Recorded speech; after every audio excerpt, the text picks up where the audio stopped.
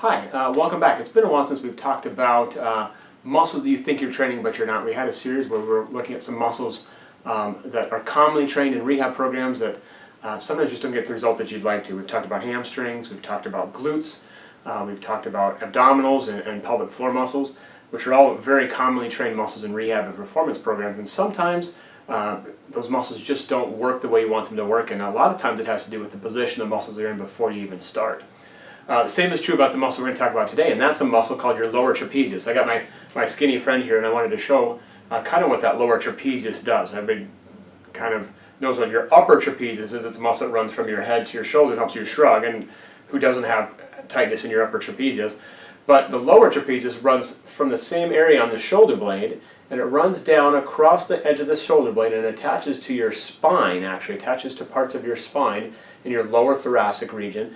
And it provides stability for that shoulder blade, and actually it helps with rotation of your spine from side to side, which is kind of a little known activity. It's a very commonly trained muscle, particularly if somebody comes in with complaints of shoulder problems. It's really implemented a lot with rotator cuff tendonitis, which is when the shoulder socket itself bothers you, or impingement syndrome, which is another shoulder thing, or even if people are having a lot of neck and shoulder thing. It's commonly seen as a muscle that works for posture. So anytime you do an activity where you're told to pull your shoulder blades together and down, that's the muscle that they're thinking about. Now, it's true that it's a really great muscle for stability for the shoulder and allow it to mechanically move correctly. So it's a great muscle to be training, but just the thought of pulling your shoulder blades together and down doesn't really take care of it. Because of its attachment points on the shoulder blade and on the spine, depending upon where your shoulder blade sits or where your spine is sitting as far as its rotation, has a dramatic impact on the alignment or the ability for that muscle to function the way you want to. This bone, this scapular bone, actually isn't really attached to your rib cage. It looks like it is on this skeleton. In fact, it's got some wires on it, but it's just floating freely on this shoulder blade, and its attachment with all these different muscles. So the attachment or the position of this rib cage plays a dramatic effect on the ability for those muscles that hook on this shoulder blade and run from the shoulder blade to the spine, including that lower trap, to work efficiently. So a lot of people are trying to do good programs for this lower trap or middle trap or rhomboid activity, and they're thinking about their posture and pulling their shoulder blades back, but they haven't really looked deep enough to know that is that shoulder blade in the right position based on what's going on with the rib cage underneath it.